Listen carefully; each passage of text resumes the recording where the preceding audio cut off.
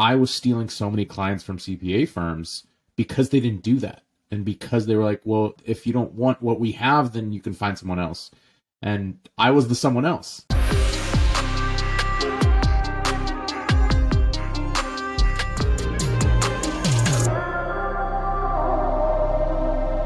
Hey, welcome back to the Real Slim Fady Show. I am Fady Hawatma, your host, and I am pleased to be joined with Nina Chmura, the partner in charge at Outsourced Accounting Services at one of my favorite firms, a firm that I've been a big fan of for a very long time, and now have the pleasure of working with them. Welcome, Nina. It's great to have you here. Thank you, Fady. So happy to be here. So super excited to obviously dive into a ton of stuff, but I guess we can kind of keep it a little light right off the bat. Is, would love to hear kind of how you got to where you are now, really your career progression in a quick jump. Sure thing. Sounds good.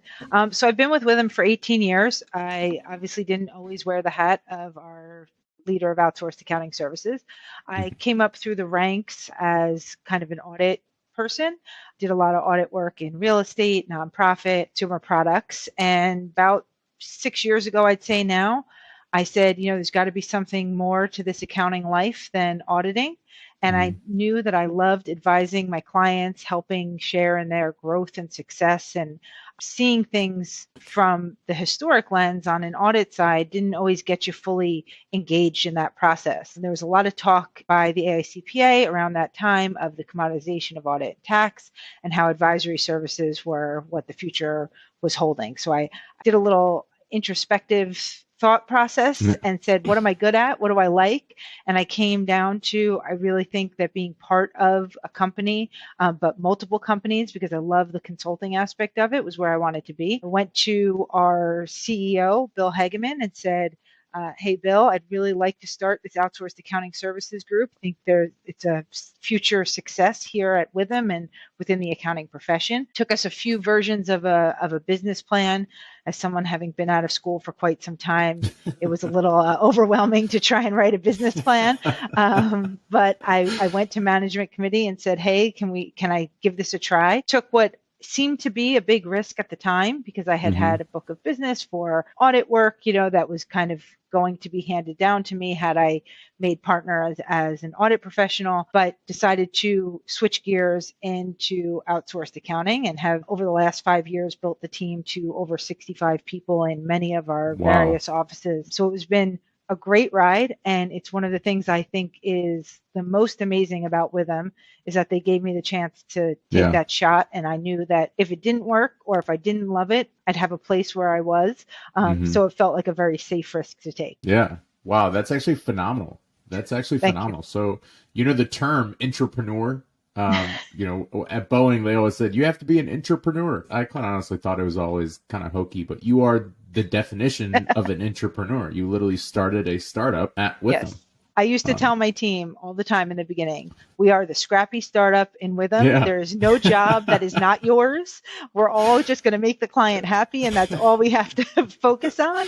So, nothing's above or below anybody. Yeah. And I still think that today. And I've seen it in action, right? Obviously, we've been working together for a little while now, and I've definitely seen it in action. I didn't know that story. I honestly didn't know that story. And that it definitely makes a lot more sense why we get along so well, because you're literally just another founder, essentially.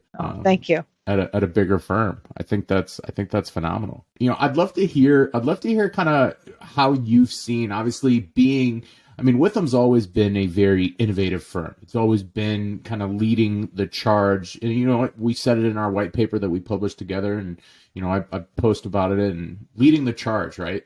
That's always the phrase that I use when I think of Withum. And you are obviously an embodiment in leading the charge, and you took the bull by the horns. I'd love to hear kind of from your perspective, from an insider's perspective, how does Withum really lead the charge? Is it from the top? Is it a tone set from the CEO and leadership? How does Withum keep doing it? Yeah, so it's definitely a tone at the top that has infiltrated the entire organization, because honestly, if you didn't have everyone in the organization in that movement, it could stop at any level, right? From the receptionist getting us rooms to have meetings, all the way to the CEO needs to kind of be willing to be nimble, be quick, have a element of not being afraid to fail, I think is Hmm. really important, but also being thoughtful about it, right? Making sure that when we have new team members come on, that they are trained in innovation, they're trained in, leadership skills at a very early age to kind of be able to see these opportunities as they come to be, and giving them the freedom to try something with the safety nets that if you're going to fail, it's not going to affect a client, it's not going to do anything giant to the Hmm. firm, but it's going to teach you something and let you try something next time. So I think it Yeah. definitely is a culture of the top. I think that our technology team really helps play in that as well, because they are understanding that we're going to try different technologies. We're going to beta test things. We're going Hmm. to accept lots of different business cases for why we are going to do something. Hmm. Just because we've done something some way before is not the way we're going to go about it after. And that goes way Yeah. back to even our auditor days. I remember being like a third year staff person and someone saying to me they hated the term Sally, same as last year, right? Because it may be the same as last year, but should it be? Yeah. Yeah. Right? Yeah. And I think we take that thought process into our day-to-day business making decisions of Hmm. just because it was something doesn't mean that's where it's going to be forever. Yeah. No, I love that. I love that. This is, obviously, Withum really is a phenomenal firm, right? It really is a phenomenal firm. And it's hard to find huge firms that actually want to change. They always say when you work with big companies, big firms, especially in the accounting industry, accountants are so risk averse from the get go. And then you put hundreds of them together, you're just even more risk averse. And so it's funny to see how the industry's definitely changed where 10 years ago, we've both been in the industry. You've been, you're obviously in the industry. I've been always kind of adjacent to it on the accounting side, but the industry has changed so much on what is required, what has been required, and what will be required. I'd love to hear your perspective of what you're trying to drive at Witham to keep it ahead of the game and see how the industry is really changing, even outside of Witham, right? Sure. It's not just Witham. So I'd love to hear your thoughts on that. So I think for us on the outsourced accounting side, I'll speak to specifically, we started this practice thinking, okay, let's get really good at the day-to-day accounting functions and that controllership down services that we can provide. And we want to make sure that we have that backbone because, at the end of the day, it's garbage in, garbage out, right? Yep. So if you don't have a way to do things efficiently, effectively, and correct, in that back end side, all of the advisory stuff that goes above that can't be done. So we Mm-hmm. kept a tight focus on, let's get the controllership level work Mm-hmm. perfected. And now what we're looking at is how can we expand upon that? What are our next steps? Mm-hmm. Our next steps look like CFO advisory services. They look like FP&A services. They look like things that we can easily bolt on to our current set of services that we provide and expand upon them and do it in an efficient way because our standardized processes on the back end, Mm-hmm. right? Because at the end of the day, we're a people business. There's only so much Yep. time in the day. You're only as analytic and intuitive as the experiences that you have been through Mm-hmm. as an accountant and as a person. And Mm-hmm. it's our jobs to make sure that we stay ahead of our competition by having more experiences and having Mm-hmm. more to say that to help them on Yeah. a daily basis. Yeah. So when you look at the industry, like what are you seeing from some of the bigger firms? Like obviously the difference between the big four and then number five is a huge gap. Yeah. There's the big four are always kind of considered just in a league of their own. What do you see just holistically, obviously from the big firms all the way down to the smaller firms? Like if you were to start a firm by yourself right now, what would you see as the future of accounting services, of outsourced CFO services? What do you see that trending towards? So I see a more integrated approach to support clients. So think of the concierge at a hotel that can bring you to all of the different restaurants and all of the different activities that you need to have a good time on your vacation. I see the firms that are succeeding in the next 10, 20 years to really be able to latch on to that thought process of we're going to give you one person to go to and they're going to help you with all kinds of things, Mm-hmm. but we need to be specialized for all of those things to be the best version of them that we can give you. Mhm. So your team is going to be expansive, right? You're going to be talking to all kinds of people about state and local tax, about CFO services, about budgeting and forecasting, about outsourced accounting, but you're really going to see it through the lens of that one trusted advisor that can put all of that together and save you all that legwork and then Yeah. present it to you in a way that becomes more valuable to you. I think that the firms and the teams that can figure out how to have that integrated service approach better are going to succeed a lot more, because frankly, we've become so specialized that it's almost been divisive to Yeah. the Yeah. profession. You used to go to the accountant on Main Street and they would do it all. And then all of the rules got so complex that they couldn't do everything, right? And we Yeah. split into audit and tax. And now we're splitting into audit, tax, and advisory. And all of our clients need all of those services. So how can we, barring any independence rules or anything, provide all of those services in a way Hmm. that the client feels it is a cohesive, efficient, effective process? Yeah. I absolutely love that. When I was running my outsourced CFO firm, I was stealing so many clients from the accounting firms in Chicago because they were all so specialized. There was no one, every startup, every growing company, every changing company needs that CFO level advisory work, right? Advisory is always kind of the biggest phrase, the biggest term. That's literally, it used to be the flavor of the month. Now it's here to stay. Firms need to For sure. do and provide advisory. I was stealing so many clients from CPA firms because they didn't do that. And because they were like, well, if you don't want what we have, then you can find someone else. And I was the someone else. And so I would go and steal at that business. And that's how I grew the majority of my outsourced CFO firm. I ran that firm for 4 years, almost 4 years. And that was the main reason. And now with Clockwork, I'm like, great, let's make those firms better. Yep. Instead of having an outsourced CFO come and steal that work, or having to grow a full blown, 200 person organization that are just outsourced CFOs that can maybe handle 10 clients a person, let's have a software that enables and empowers. And, that was really the core around the Clockwork offering. And that's why Clockwork was built the way that it was. Awesome to hear from your perspective and from my perspective how that actually marries pretty well.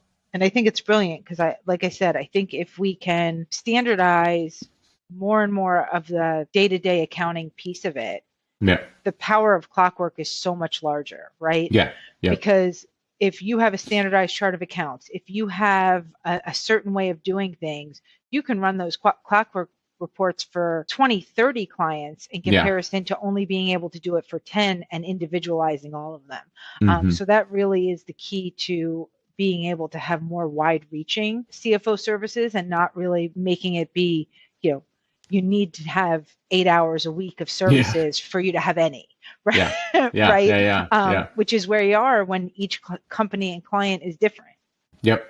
And the demands of companies are way different, right? COVID supercharged this entire thing. And, now it's kind of one of those, oh, everyone just blames COVID for all this stuff. But COVID was a reality check for everyone running a business, everyone For running a sure. company, and for everyone working with companies on the professional services side. And now, everyone thought it was just, oh, this is just COVID. We'll get past it. Like, COVID's here to stay, right? It's not going anywhere. The way that world has been run is completely shifted because of COVID. And now it's funny seeing companies that are like, oh, shit, I need to manage cash. I can't just keep looking at my bank account and, all right, I have Yep. dollars in there. I'm good to go. It's just so funny to see how that has completely shifted for you. People like you and I, we grew up thinking this way. We're like, you have Yep. to have, you're not managing your cash. Like, what is wrong with you? And for the longest time, it was like banging my head against a wall. And I'm sure it was for you where you're like, how is no one understanding that you need to be tracking this? How is no one understanding that you need to see this?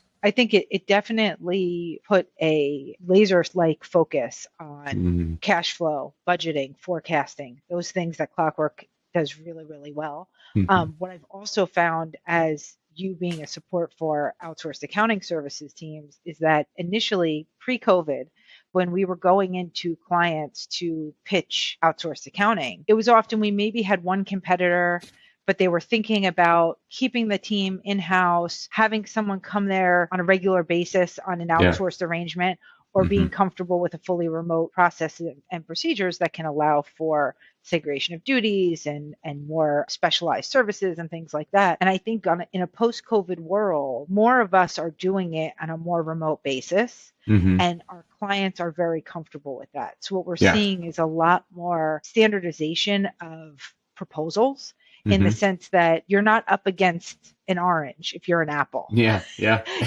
You're love up that. against Yeah. other apples. Now, Yeah. we all have differentiators about us, Of it's course. Yeah. quality of staff, Hmm. technology, innovation, all of those kind of things. But at least we're not competing with ourselves in a way that makes it very, very difficult to compare the services. Yeah. And I think that gives us a lot more ability to provide the higher end services, Hmm. because we're kind of getting the buy-in of the initial processing Yeah. and procedures. Yeah. The market provides that buy-in. Yep. Yeah. Yeah. No, I absolutely love that. I think the funniest thing was my clients when I would tell them, we're going back, I started my firm in 2015, and that may not seem like a long time ago, but that's a long time ago, especially in this industry, And right? the rate of That's, change, for yeah, sure. it's a long time ago. And I would go and tell people, I'm like, hey, I'll be your outsourced CFO. And they're like, that sounds good, but what do you do? Like, what do I need? What does that mean? And I'm like, what do you mean? What does it mean? Like, you get your financial projections and you get your cash flow forecast. They're like, oh, so you'll help me raise money. And I'm like, there's so much more to it. Yep. But now the companies that sign up for Clockwork directly, they're like, yeah, we need a model. We need cash flow. We need metrics. And I'm like, wow, the company's awareness in general that they need this is completely different than it used to be. Yes, for sure. I think it's been a wonderful byproduct of the ability for the technology to do more, is Mm-hmm. that people are willing to spend more time to understand it and see Yeah. the value in it. Because, like Mm-hmm. you said, trying to get clients some time to understand how important a forecast Yeah. is difficult in a time where cash is always going up. Yeah. But now that Yeah. they're seeing that there's uncertainty in the marketplace, and something like a global pandemic can happen, Yeah. it Oh gets a yeah. little bit more interesting to them. Yeah, it's real. It's real. Yep. So, I grew up in a restaurant. I always say that I grew up in a restaurant. Like my dad literally bought two restaurants in St. Louis, Missouri when I was 2 years old. So I literally grew up in the restaurants. We moved here from Jordan. I'm surprised I don't know that, because I did as well. But Did you? No yes, way. What restaurants? a pizzeria. My parents owned a No pizzeria. way. See, I'm telling you, But this is sorry, I why don't mean we to interrupt click. you. Yes, No, totally. this is why we click. The funniest thing is, I always say I never want to hire anyone who hasn't worked in the restaurant industry. It definitely gives you a Like, leg up. And you know oh my what? gosh, People don't put it on their resume. I'm like, it's crazy. why isn't that there? Yeah, That's that should be the professional leading services. It's thing. huge. Yes. Yeah, that should be the leading thing, and it's the funniest. Like when you see, and literally was just having this conversation with a partner of ours yesterday, and she's like, "Oh yeah, well, we really want to introduce Clockwork to all these companies that we work with, and this and that." And she's like, kind of touching on, some sort of referrals. And I'm like, listen, I don't care about the money. And most CEOs, they're full of shit because, they're like, oh, yeah, yeah, yeah, it's part, but they don't know what it's really like. I grew up in the restaurant. I saw the troubles. I saw the good stuff. I saw the bad stuff. I saw the challenges. I literally worked through summers, college, post college. I'll never forget this. I used to work at Boeing right out of college, and I would work half day Fridays. So Boeing allowed us a super flexible schedule. So I would go to Boeing from 7 a.m. till noon on Fridays, and the restaurant opened at 11 a.m. And I'd go straight from Boeing to the restaurant to work with my dad, until close at, 8 p.m. we closed. Do And you people still have don't, the nightmares like I do when you wake up and you're like, I forgot to give that person that glass of water? yes, yes, Like, oh my gosh. yes, yes. They asked for that water and I forgot to give it to them. Yeah. Oh my God. Yes. The struggle is real. The struggle is. is so real, and people don't understand it, No. and I quite honestly, I think that's one of the biggest reasons that this industry has gotten such a kind of a bad rap for so long, where if you're not in it, you don't give a shit. Right? If you Yep. don't know what I've really went through, you don't give a shit. If you don't know what I am going through as as an entrepreneur, as a business owner, you don't give a shit. But when you actually know that and you know to the core, like it changes everything. You don't just become a product or a service or a solution. You are a person that knows the pain, and that's all people need. And that's exactly, where my comment earlier today was. I came into outsourced accounting because I thought I could affect people's businesses and help them Yeah. grow. And it's exactly that. Yeah. Watching, your parents work 70 hours a week and Yeah. knowing that one extra shift that you could take was giving them some satisfaction and some, Mm-hmm. relaxation and that kind of thing Yeah. is, to me, it may not be serving pizza anymore, but if I'm allowing my clients to feel that comfort of our team is taking care of it, and that means that it's completed, and Yeah. the things that we can provide them are insights that help them become a better company, Mm-hmm. it's a win, because Yeah. that is so Yeah. hard. Yeah. Finding good talent and finding people that want to be on your side through all of that is so Mm-hmm. difficult. And I Mm-hmm. think that is where you could really be a differentiator in the marketplace. Oh, 1,000%. Like I love the fact, when you were like, I still wake up at 3 in the morning because I didn't give that person that water. People don't understand. Like that's the level of care in every conversation. I remember, and this is the sad thing about humans, right? Is we remember the bad more than the good. And when a client on Clockwork has a negative experience, it legitimately I think about it all the time. It If guts you. they, It's like, yeah, where did I go wrong? How can I not yeah, do it again? What did I, yeah, every, and from being in the restaurant business, that their negative experience may not have anything to do with what you can control, right? mm-hmm, It may be the mm-hmm, kitchen, it may be the hostess, it may be whoever. yeah, But it's your responsibility to get them that final package and mm-hmm, see them through to that satisfaction. mm-hmm, And I think being able to look at things in a lens of, well, it doesn't really matter whose fault it is. mm-hmm, What matters is the end experience and how to improve that yeah, makes you such a better servant and professional service oh yeah, provider, yeah. to your clients. Yeah, and that Maya Angelou, the quote that's used 70 million times, right? People don't remember what you did; they remember how you made them feel. That does not change. Even running my firm, working at Boeing, working, now running Clockwork, a tech company. You look at it on paper, we're a VC-backed tech startup. You would think, it's a pump and dump. I'm just here to make my investors all rich and become a billionaire and become. But no, it means so much more than that. And For like sure. with you at Withum, it means so much more than just, hey, I'm working at a huge, massively successful accounting firm. It means so much more, and that's missed on a lot of people. It's one of the unintended side effects that I didn't realize coming in.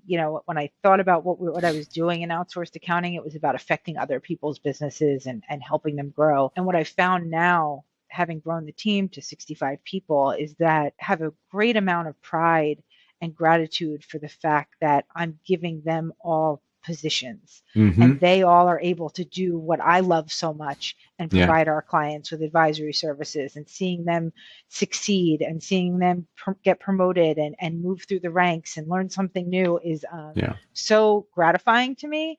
And I Yeah. never, in all those versions of the business plan, Yeah. I never saw that Yeah. happening. Yeah. you know, 100%. and now it's kind of what makes me so happy every day with what I Yeah. do. And that's what makes you a phenomenal leader, right? People are people. As professionals, that gets lost so much. Like when you're, and I'm very guilty of it too. When I was starting Clockwork, I've been running Clockwork for almost 5 years now. I started by myself, literally working constantly, 7 days a week, 16-hour days for a solid 2 years. I was on that schedule. And I had zero patience for anyone. And I very quickly forgot that these are all mothers, fathers, brothers, sisters, nieces, nephews. Like, you forget that people are people. And But that lesson of knowing how you lost it mhm, is so valuable when dealing with others, yeah, because it's where they are.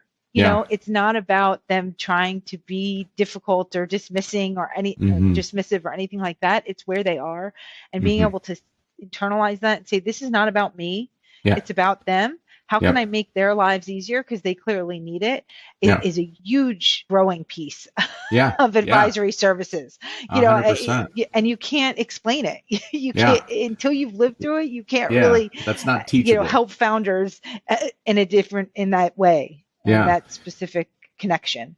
Yeah. And for me, it was so unique because people would sign up for Clockwork. They'll set up a meeting with me. And if Clockwork's not a fit, I'll tell them this is not a fit for you. Like, we Yeah. are way too expensive. You need something much more simple. You can use X, Y, or Z. And I'll give them competitors. I'll give them other solutions and other advice.